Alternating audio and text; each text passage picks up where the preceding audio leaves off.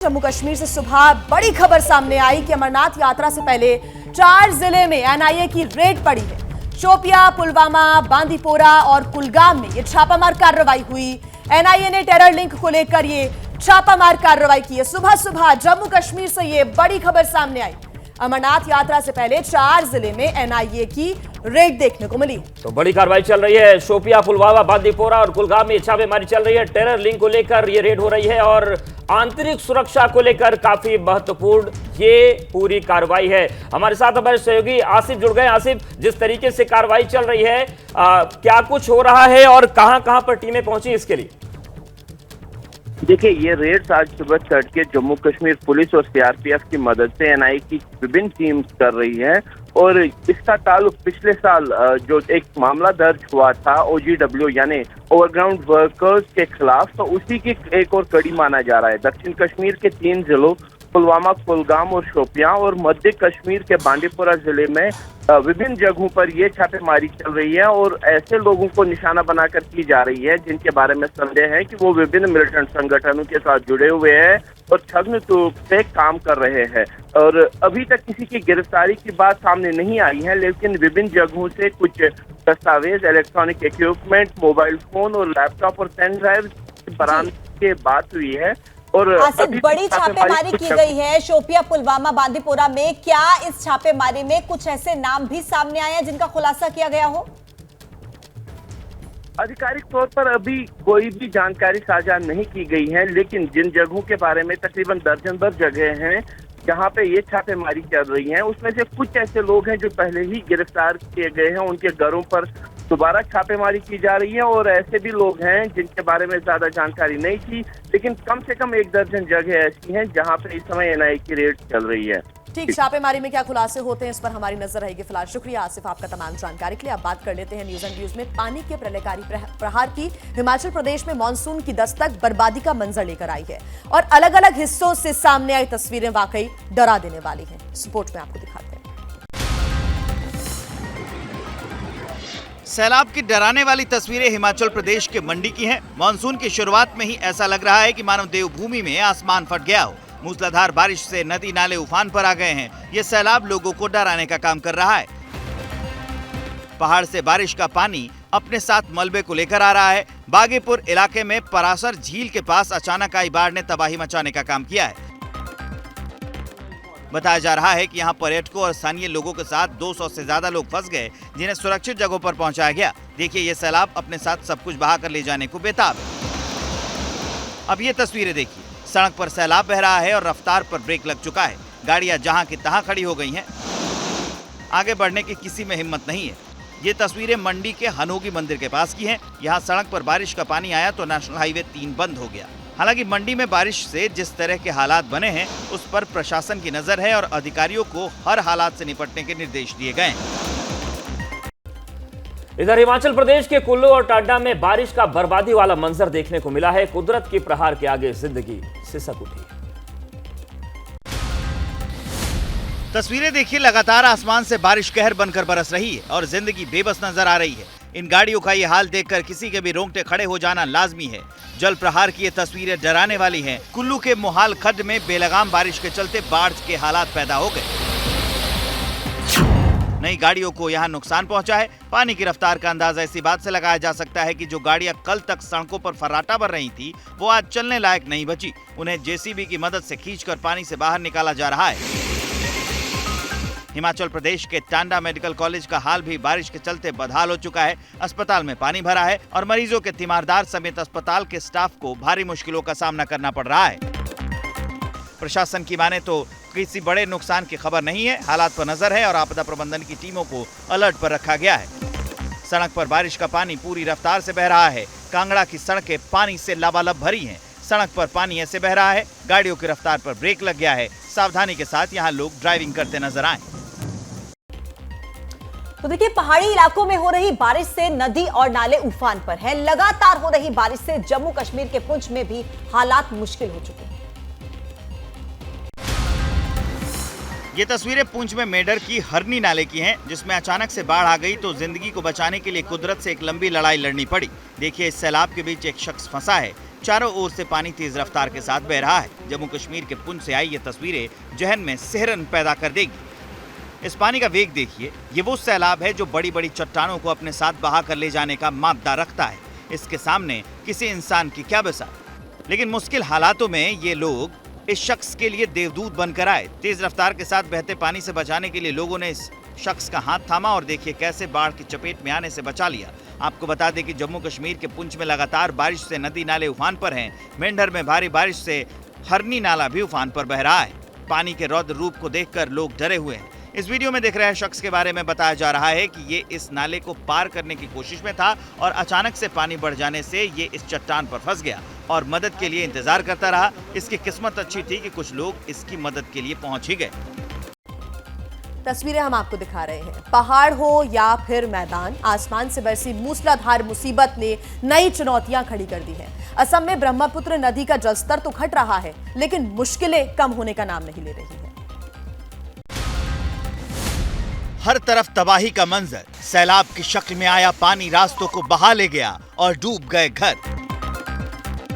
असम में बाढ़ और बारिश से 1 या 2 नहीं 19 जिले प्रभावित हुए हैं। इन जिलों में रहने वाले 4 लाख से ज्यादा लोगों के लिए सामने नया संकट खड़ा हो गया है। पानी के प्रलयकारी प्रहार ने आशियाने उजाड़ दिए। जो बचे भी है वहां अब पानी का बसेरा है। क्या इंसान क्या जानवर सब परेशान। असम से होकर बहने वाली नदियां खतरे के निशान से ऊपर बह रही हैं। पानी का शोर डरा रहा है। हालांकि इस बीच राहत की खबर यह है कि सबसे बड़ी नदी का ब्रह्मपुत्र का जलस्तर घट रहा है। लेकिन जैसे जैसे पानी रिहायशी इलाकों से बाहर निकल रहा है, नई चुनौती भी जन्म ले रही है। It is under control, although few rivers are flowing above danger line. फिलहाल बाढ़ प्रभावित इलाकों में राहत बचाव कार्य जारी है। लोगों तक मदद पहुंचाने के लिए सेना के जवानों को भी तैनात किया गया है।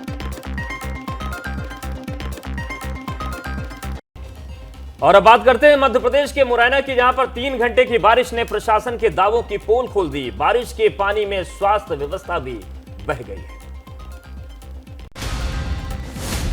तस्वीरें अस्पताल की हैं, ये बताने की जरूरत नहीं है। बेड पर मरीज का इलाज चल रहा है, फर्श पर दरिया बह रहा है। बारिश के बाद की ये तस्वीर मध्य प्रदेश के शासन प्रशासन के दावों की पोल खोलने वाली है। सड़कों पर सैलाब, अस्पताल में पानी और इसी पानी में जिंदगी को बचाने की जद्दोजहद। पानी भरने से अस्पताल में भर्ती मरीजों और उनके तीमारदारों को खासी दिक्कतों का सामना करना पड़ा।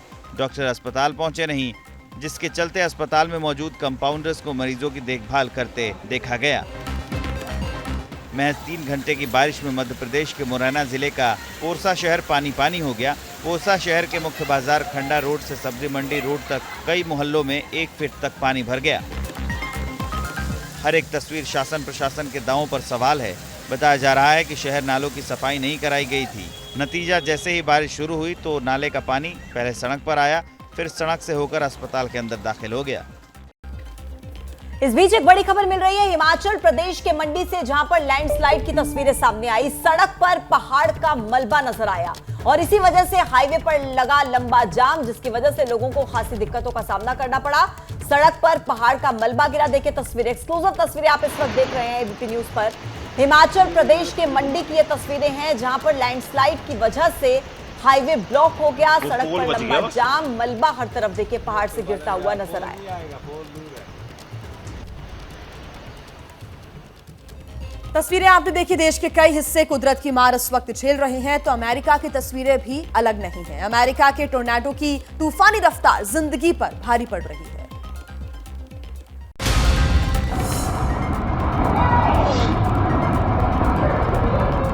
ये तबाही का शोर है। ऐसा लगता है मानो किसी बड़ी मशीन से धरती में ड्रिल किया जा रहा है। ये बर्बादी की वो तस्वीर है जो चक्रवात के शक्ल में सामने आई है। जमीन से आसमान की ओर उड़ता धूल का गुबार और चक्रवात की रफ्तार ऐसी कि रास्ते में आने वाली हर एक चीज को उड़ा ले जाए। ये तस्वीरें डराने वाली हैं।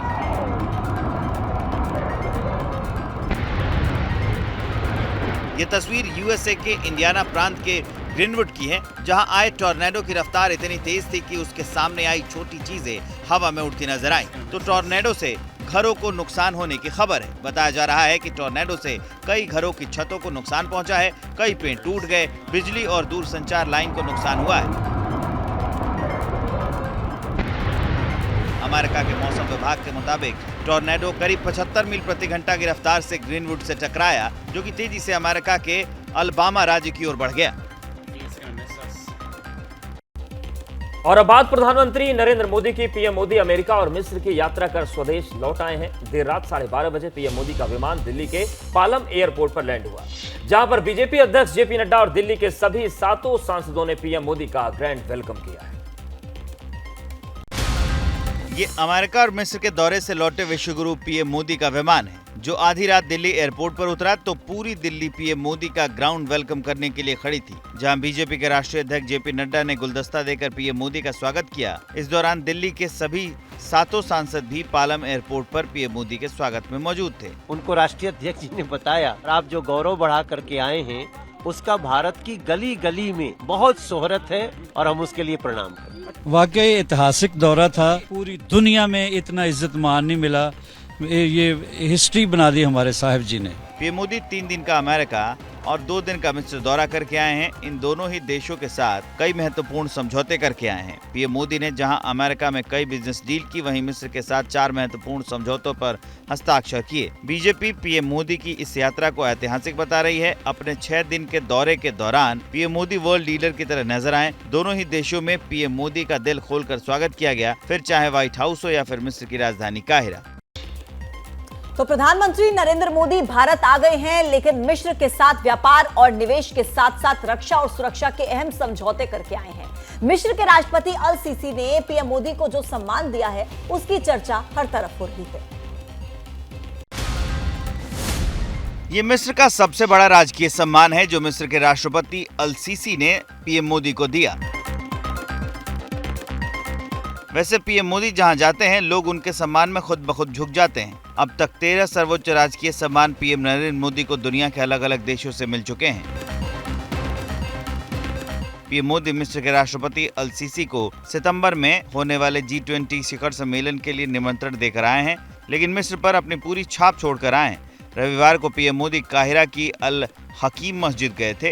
11वीं सदी की यह मस्जिद विश्व धरोहर में शामिल है और सऊदी बोहरा समुदाय के लिए सांस्कृतिक महत्व रखती है। अल हकीम मस्जिद के बाद पीएम मोदी दुनिया के 7 अजूबों में शामिल गीजा के पिरामिड देखने पहुंचे। जहां मिस्र के प्रधानमंत्री मुस्तफा मैडबौली के साथ पीएम मोदी ने नील नदी के पश्चिमी तट पर चट्टानी पठार पर बने 3 पिरामिडों को देखा। इसका निर्माण मिस्र के चौथे राजवंश के समय में हुआ था।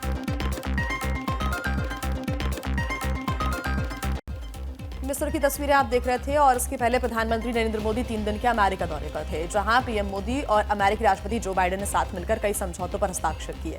अब भारत और अमेरिका की इसी दोस्ती को दुनिया के लिए महत्वपूर्ण बताते हुए जो बाइडेन ने ट्विटर पर एक वीडियो शेयर किया है। देखिए। Prime Minister Modi, welcome back to the White House.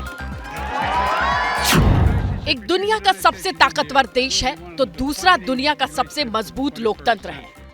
एक उम्मीद है तो दूसरा भरोसा, क्योंकि इस वक्त पूरी दुनिया भारत और अमेरिका की दोस्ती को न सिर्फ देख रही है बल्कि महसूस कर रही है। इस गाढ़ी होती दोस्ती का वीडियो अमेरिकी राष्ट्रपति जो बाइडेन ने ट्वीट किया है। अमेरिकी राष्ट्रपति जो बाइडेन ने लिखा है, संयुक्त राज्य अमेरिका और भारत की दोस्ती दुनिया में सबसे महत्वपूर्ण है। यह पहले से कहीं मजबूत, नजदीक और गतिशील है। अमेरिकी राष्ट्रपति जो बाइडेन के ट्वीट का जवाब पीएम मोदी ने कुछ इस तरीके से दिया है। पीएम मोदी ने लिखा है, मैं आपसे पूरी तरह से सहमत हूँ। दोनों देशों के बीच दोस्ती वैश्विक हित में ताकत का काम करेगी। यह दुनिया को बेहतर और अधिक टिकाऊ बनाएगी। दोनों देशों की तरक्की से हमारे लोगों को भी फायदा होगा।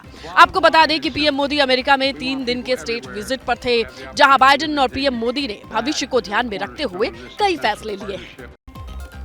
पुरानी कहावत है कि जिनके घर कांच के हो वो दूसरों के घर में पत्थर नहीं फेंका करते, और लगता है कि ये बात अब बराक ओबामा को समझ आ गई है, क्योंकि जो बात ओबामा ने भारत के अल्पसंख्यकों की स्थिति को लेकर कही थी, उस पर वित्त मंत्री निर्मला सीतारमण ने ओबामा की क्लास लगा दी है। भारत में मुस्लिमों की सुरक्षा को लेकर जो बात अमेरिका के पूर्व राष्ट्रपति बराक हुसैन ओबामा ने कही थी, उस पर वित्त मंत्री निर्मला सीतारमण ने ओबामा पर पलटवार करते हुए जमकर निशाना साधा है। निर्मला सीतारमण ने ओबामा पर हमला बोलते हुए उन्हें उन मुस्लिम देशों की संख्या याद दिला दी जिन पर ओबामा के शासनकाल में न सिर्फ बमबारी की गई थी बल्कि इसमें हजारों लोगों की जान भी गई थी। एक पूर्व राष्ट्रपति जहां मुस्लिम पॉपुलेशन डोमिनेंट है, बॉम्बिंग हुई उन्हीं के कालों में और मोर देन 26,000 बॉम्ब्स वे ड्रॉप्ड। दरअसल बराक ओबामा ने 22 जून को एक इंटरव्यू में भारत के अल्पसंख्यकों की स्थिति पर सवाल उठाए थे। If you do not protect the rights of ethnic minorities in India, then there is a strong possibility India at some point starts pulling apart. Obama ने जब ये बात कही थी तब पीएम मोदी अमेरिका के दौरे पर थे, जहां पूरा अमेरिका उनके स्वागत में खड़ा था। अमेरिका के बाद पीएम मोदी मिस्र गए थे। बड़ी खबर इस वक्त आपको बता दें न्यूज एंड व्यूज में, सीरिया में रशिया की बड़ी एयर स्ट्राइक इस वक्त देखने को मिली। इदलिब में रूस ने भीषण बमबारी की है। रूस की एयर स्ट्राइक में 9 लोगों की मौत की जानकारी भी मिल रही है। बड़ी खबर इस वक्त आपको बता रहे हैं, कुछ तस्वीरें भी इसकी सामने आई है। सीरिया में रूस की बड़ी एयर स्ट्राइक देखने को मिली है। इदलिब में रूस ने भीषण बमबारी की है। रूस की एयर स्ट्राइक में 9 लोगों की मौत की भी खबर मिल रही है। इदलिब सीरिया की ये तस्वीरें, 9 लोगों की मौत की जानकारी, जहां पर ये एयर स्ट्राइक हुआ है वहां की तस्वीरें भी हम आपको दिखा रहे हैं। अफरा तफरी का माहौल भी यहां देखने को मिला। रिहायशी इलाके में बमबारी की गई है, ऐसी जानकारी मिल रही है और तस्वीरें देखकर भी अंदाजा लगाया जा सकता है। तो इदलिब में रूस ने भीषण बमबारी की, 9 लोगों की जान चली गई है। ये देखिए तस्वीरें, ये ऐसा इलाका जो रिहायशी था जहां पर लोग रहते थे। ये देखिए उठता धुआं, धुएं का गुबार, इस बात की बानगी है कि कितनी भयावह स्थिति यहां पर रही होगी। लोग, भगदड़ मचती हुई लोगों के बीच यहां पर देखी जा सकती है। रूस की एयर स्ट्राइक और 9 लोगों की मौत की खबर। इदलिब की ये तस्वीरें आप देख रहे हैं इस वक्त अपने टीवी स्क्रीन पर। इदलिब सीरिया में, और वहां पर देखिए एयर स्ट्राइक हुई है और रूस ने ये एयर स्ट्राइक की है। बमबारी की जो खबरें हैं वो सामने आई, 9 लोगों की जान चली गई। तो ये तस्वीरें हम सीरिया की दिखा रहे हैं जहां पर इदलिब में एयर स्ट्राइक रूस की तरफ से किया गया है और ये जो 9 मौतें हुई हैं ये शुरुआती आंकड़े हैं, क्योंकि जिस तरीके से ये हाई इंटेंसिटी धमाका दिख रहा है उससे ये आंकड़ा बढ़ भी सकता है। आइए आगे बढ़ते हैं। अब बात मणिपुर हिंसा की, जिस पर पूरे देश की नजर बनी हुई है और सूत्रों के मुताबिक आज गृह मंत्री अमित शाह पीएम मोदी से मुलाकात कर सकते हैं और उन्हें मणिपुर की हालात की जानकारी भी दे सकते हैं। मणिपुर सुलग रहा है। तमाम कोशिशों के बाद भी पिछले 50 दिनों में मणिपुर में हालात सामान्य नहीं हो सके हैं। ऐसे में केंद्र सरकार हरकत में है। सूत्रों के मुताबिक गृह मंत्री अमित शाह आज पीएम मोदी से मुलाकात कर सकते हैं। अमेरिका और मिस्र के दौरे से लौटे पीएम मोदी को मणिपुर के हालात की जानकारी दे सकते हैं। इससे पहले रविवार को मणिपुर के मुख्यमंत्री एन बीरेन सिंह ने गृह मंत्री अमित शाह से मुलाकात की थी। एन बीरेन सिंह ने मणिपुर के मौजूदा हालात की जानकारी गृह मंत्री अमित शाह को दी थी। ऐसे में पीएम के साथ गृह मंत्री अमित शाह की बैठक को काफी अहम माना जा रहा है। इस बीच मणिपुर के हालात पर सियासत भी तेज हो चली है। मणिपुर के हालात पर कांग्रेस लगातार बीजेपी सरकार को निशाना बना रही है। Manipur also is a part of this country. Why not even today? He did not mention even a single word. इधर खबर है कि मणिपुर में हालात को देखते हुए एक बार इंटरनेट पर प्रतिबंध की समय सीमा बढ़ा दी गई है। नए आदेश के मुताबिक मणिपुर में 30 जून तक इंटरनेट सेवा बंद रहेगी। इधर सियासत में पश्चिम बंगाल में होने वाले चुनाव, पंचायत चुनाव को लेकर हलचल बढ़ गई है। आज मुख्यमंत्री ममता बनर्जी चुनावी अभियान का आगाज करेंगी, जिस पर बीजेपी का बयान तपिश बढ़ाने वाला है। पश्चिम बंगाल में पंचायत चुनाव के अखाड़े में तृणमूल कांग्रेस और बीजेपी के बीच सीधी टक्कर मानी जा रही है। ऐसे में खुद मुख्यमंत्री ममता बनर्जी ने तृणमूल कांग्रेस के चुनावी अभियान की कमान संभाल ली है। ममता बनर्जी आज कूच विहार से चुनावी अभियान का आगाज करेंगी, जिस पर बीजेपी चुभने वाले तंज कस रही है। दावा है कि ममता बनर्जी पिछले 12 साल में पहली बार पंचायत चुनाव में रैली करने जा रही हैं, जिसका सीधा मतलब है कि पश्चिम बंगाल में बीजेपी मजबूत हुई है। ऐसे में ममता बनर्जी को हार का डर सता रहा है। ममता बनर्जी जैसे लीडर को पंचायत इलेक्शन के लिए जमीन पे उतरना पड़ रहा है। ये दिखा रहा है कि भाजपा कितना स्ट्रांग हुआ है। इधर बीजेपी ने भी पंचायत चुनाव में पूरी ताकत झोंक दी है। रविवार को बीजेपी नेता शुवेंदु अधिकारी ने नंदीग्राम में सभा को संबोधित किया। कुल मिलाकर कहें तो पंचायत चुनाव को लेकर पश्चिम बंगाल में बीजेपी और तृणमूल कांग्रेस के बीच आर पार का संग्राम शुरू हो गया है। पश्चिम बंगाल में पंचायत की 73,887 सीट हैं। इनमें से 7,013 सीट पर प्रत्याशी निर्विरोध चुने जा चुके हैं।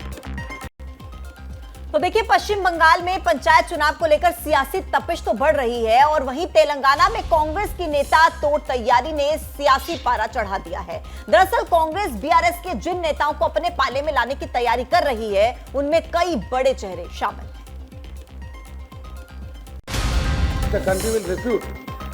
आपको सबक सिखाएगा अभी। तेलंगाना में इस साल के आखिर में विधानसभा चुनाव होने हैं, लेकिन कांग्रेस ने सत्ताधारी पार्टी बीआरएस की टेंशन अभी से बढ़ा दी है। बीआरएस के करीब 1.5 दर्जन नेता आज कांग्रेस का दामन थाम सकते हैं। जिन नेताओं के कांग्रेस में जाने की चर्चा है, उसमें खम्मम से पूर्व सांसद पीएस रेड्डी, राज्य के पूर्व मंत्री कृष्णा राव, एमएलसी दामोदर रेड्डी और 3-4 पूर्व एमएलए समेत करीब 1.5 दर्जन नेता हैं। इन सभी नेताओं का दिल्ली कांग्रेस मुख्यालय में स्वागत होगा। इस दौरान कांग्रेस अध्यक्ष मल्लिकार्जुन खड़गे और राहुल गांधी भी मौजूद रहेंगे। कर्नाटक की जीत के बाद कांग्रेस की सेंधमारी ने तेलंगाना की चुनावी लड़ाई को दिलचस्प बना दिया है। कांग्रेस की कोशिश इन नेताओं के जरिए तेलंगाना में अपनी पकड़ मजबूत करने की है, लेकिन कांग्रेस की ये सेंधमारी भाजपा के खिलाफ बन रही विपक्षी एकता की ताकत को थोड़ा कमजोर कर सकती है, क्योंकि 23 जून को केसीआर पटना की बैठक में शामिल नहीं हुए थे। और न्यूज एंड व्यूज में अब बात कर लेते हैं कर्नाटक की, जहां के सचिवालय में अशुभ माने जा रहे दक्षिण द्वार को खोल दिया गया है। न सिर्फ गेट को खोल दिया गया, बल्कि इस मौके पर मुख्यमंत्री सिद्धारमैया ने इसी गेट से विधानसभा में कदम रखा। कर्नाटक के मुख्यमंत्री सिद्धारमैया जिस दरवाजे से अंदर दाखिल हो रहे हैं, उसे खुलने में 25 साल का वक्त लगा है। पिछले 25 साल से यह दरवाजा बंद था। 1998 के बाद से इस दरवाजे को कभी भी नहीं खोला गया। दरअसल सचिवालय के दक्षिण में खुलने वाले इस दरवाजे को अब तक अशुभ माना जाता था। वास्तु दोष के कारण पिछले 25 साल से दरवाजे को बंद करके रखा गया था। पिछले 25 साल में कई सरकार बदली, कई मुख्यमंत्री आए, लेकिन किसी ने भी दरवाजे को खोलने की हिम्मत नहीं दिखाई। लेकिन अन्य भाग्य योजना पर बैठक के लिए मुख्यमंत्री सिद्धारमैया सचिवालय पहुंचे तो उनकी नजर इस दरवाजे पर पड़ी। सीएम सिद्धारमैया ने सचिवालय के दक्षिण द्वार को बंद देखा तो अधिकारियों से इसकी जानकारी ली, जिस पर अधिकारियों ने वास्तु दोष के कारण दरवाजे के बंद होने की बात कही। ऐसे में सीएम सिद्धारमैया ने दरवाजे को तुरंत खोलने के न सिर्फ निर्देश दिए, बल्कि दरवाजा खोलने पर सबसे पहले खुद दक्षिण द्वार से सचिवालय में दाखिल हुए। और अब बात यूपी की, जहां पर पावर कट का मुद्दा सियासत का केंद्र बिंदु बन गया है। लाख हिदायत के बाद भी बिजली कटौती खत्म नहीं हो रही और अब पावर कट को लेकर आम आदमी पार्टी ने यूपी सरकार को कटघरे में खड़ा कर दिया है। यूपी की जनता को इन दिनों पावर कट की परेशानी से दो चार होना पड़ रहा है। बिजली कटौती से जनता परेशान है तो दूसरी ओर इस मुद्दे पर सियासत तेज हो गई है। दिल्ली के सीएम अरविंद केजरीवाल ने यूपी में पावर कट को लेकर ट्वीट कर यूपी सरकार को कटघरे में खड़ा किया है। अरविंद केजरीवाल ने ट्वीट किया है कि उत्तर प्रदेश में बिजली को खूब कट लग रहे हैं। उत्तर प्रदेश में तो बिजली फ्री नहीं है, उल्टे यूपी में बिजली बहुत महंगी है, फिर क्यों इतने पावर कट लग रहे हैं। दिल्ली में बिजली फ्री भी है और 24 घंटे आती भी है, कोई पावर कट नहीं लगता। दिल्ली में पढ़े लिखे प्रोफेशनल ईमानदार लोगों की सरकार है। दूसरी ओर आम आदमी पार्टी के राज्यसभा सांसद संजय सिंह ने भी यूपी में बिजली व्यवस्था पर तीखा हमला बोला है। डबल इंजन की सरकार ने बिजली का बेड़ा गर्क किया है। इतना ही नहीं, संजय सिंह ने विद्युत उपभोक्ता अधिकार नियम 2020 में होने वाले संशोधन को खतरनाक बताया है और जनता के इसके खिलाफ आवाज उठाने की अपील की है। दिन की बिजली का रेट अलग होगा और रात की बिजली का रेट अलग होगा। मैं पूरे देश की जनता से कहना चाहता हूं, इस बिल का विरोध कीजिए।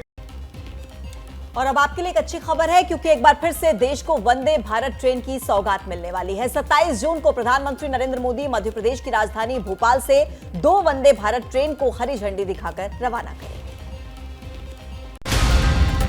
27 जून को पीएम मोदी मध्य प्रदेश पहुंचेंगे। उनकी आवभगत को लेकर बड़ी तैयारी की गई है, क्योंकि पीएम सौगात भी बड़ी देने आ रहे हैं। पीएम 2 नई वंदे भारत ट्रेन को हरी झंडी दिखाएंगे। इसके लिए भोपाल के रानी कमलावती कमला स्टेशन पर तैयारियां युद्ध स्तर पर चल रही हैं। रेलवे स्टेशन को दुल्हन की तरह सजाया गया है, रंग रोगन का काम किया गया है, तो साफ सफाई पर भी खासा ध्यान रखा गया है। आपको इस रफ्तार वाली सौगात से जुड़ी पूरी जानकारी देते हैं। 27 जून को मध्य प्रदेश के दौरे पर रहेंगे पीएम। 2 वंदे भारत ट्रेनों को पीएम रवाना करेंगे। भोपाल के रानी कमलापति रेलवे स्टेशन पर भव्य सजावट होगी। प्लेटफॉर्म नंबर 1 पर पीएम के लिए मंच तैयार होगा। प्लेटफॉर्म नंबर 2 पर भी होगा कार्यक्रम। एक वंदे भारत ट्रेन भोपाल से इंदौर के बीच, दूसरी वंदे भारत ट्रेन जबलपुर से भोपाल के बीच दौड़ेगी। इसके साथ मध्य प्रदेश में कुल 3 वंदे भारत ट्रेन हो जाएंगी। पीएम मोदी की सुरक्षा के मद्देनजर चप्पे चप्पे पर सुरक्षा बलों को तैनात किया गया है। हर आने वाले शख्स पर नजर रखी जा रही है और सुरक्षा के मद्देनजर प्लेटफॉर्म नंबर 1 और 2 को आम यात्रियों के लिए बंद कर दिया गया है। और आइए अब आपको दिखाते हैं मध्य प्रदेश के मुख्यमंत्री शिवराज सिंह चौहान का वो अंदाज जो इस वक्त चर्चा में बना हुआ है। दरअसल शिवराज सिंह चौहान 27 जून को होने वाले पीएम मोदी के दौरे के मद्देनजर शहडोल पहुंचे हुए थे और इस दौरान अचानक वो जामुन खरीदने लगे। देखिए,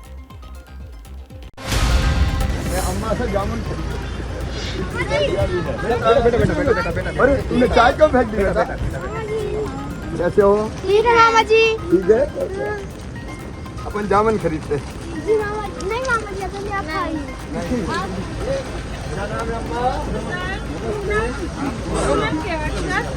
कहाँ की हो?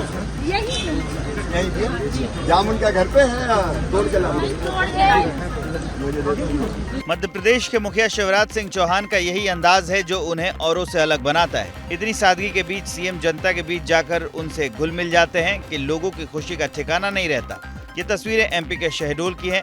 जब पीएम शिवराज सिंह चौहान शहडोल के दौरे पर थे, इस दौरान अचानक वो अपनी कार से उतरे और सड़क पार कर जामुन बेच रही महिला के पास पहुंचकर उससे जामुन खरीदने लगे। दरअसल शिवराज सिंह चौहान 27 जून को होने वाले पीएम मोदी के दौरे के मद्देनजर शहडोल पहुंचे थे, जहां उन्होंने पीएम के भोपाल और शहडोल के कार्यक्रम को लेकर जानकारी दी। इधर ब्रजभूषण शरण सिंह पर कार्रवाई की मांग कर रहे पहलवानों ने बड़ा ऐलान किया है। पहलवान अब अपनी लड़ाई सड़क के बदले अदालत में लड़ेंगे और ये लड़ाई तब तक जारी रहेगी जब तक न्याय नहीं मिल जाता। भारतीय कुश्ती संघ के अध्यक्ष ब्रजभूषण शरण सिंह के खिलाफ महिला पहलवानों ने जो लड़ाई शुरू की थी वो अब सड़क पर नहीं होगी, क्योंकि महिला पहलवानों ने सड़क के बदले कोर्ट में अपनी लड़ाई लड़ने का फैसला किया है। इसकी जानकारी महिला पहलवान साक्षी मलिक ने ट्वीट करके दी है, जिसमें उन्होंने लिखा है, सरकार के साथ 7 जून को हुई वार्ता में सरकार ने पहलवानों के साथ जो वादे किए उन पर अमल करते हुए सरकार ने उसी कड़ी में महिला कुश्ती खिलाड़ियों द्वारा महिला उत्पीड़न और यौन शोषण के संबंध में की गई शिकायतों के मामले में 6 महिला पहलवानों द्वारा दर्ज एफआईआर की दिल्ली पुलिस द्वारा जांच पूरी करके 15 जून को कोर्ट में चार्जशीट पेश कर दी है। इस केस में पहलवानों की कानूनी लड़ाई सड़क की जगह कोर्ट में जारी रहेगी जब तक न्याय नहीं मिल जाता।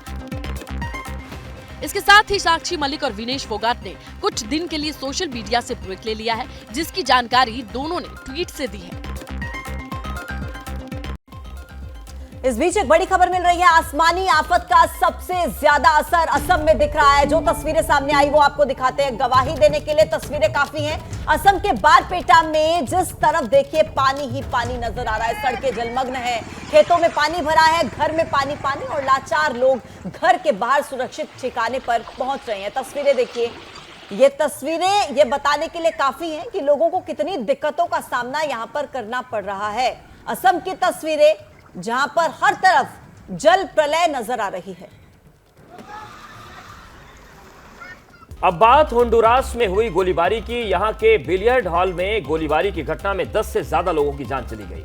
होंडुरास दुनिया के टॉप 5 देशों में शामिल है जहां क्राइम रेट सबसे ज्यादा है। ये होंडुरास का बिलियर्ड हॉल है जहां गोलीबारी में 11 लोगों की मौत से हड़कंप मच गया।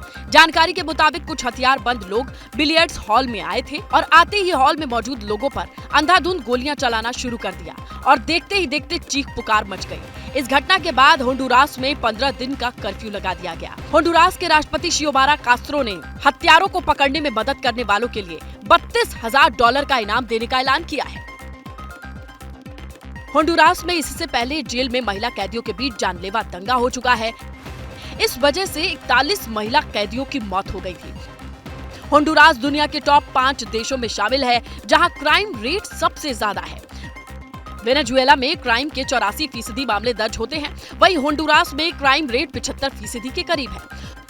होंडुरास में क्राइम के पीछे सबसे बड़ी वजह रंगदारी है। हर साल रंगदारी से लगभग 737 मिलियन डॉलर तक का सालाना मुनाफा होता है, जो पूरे देश के जीडीपी का अकेले 3% है।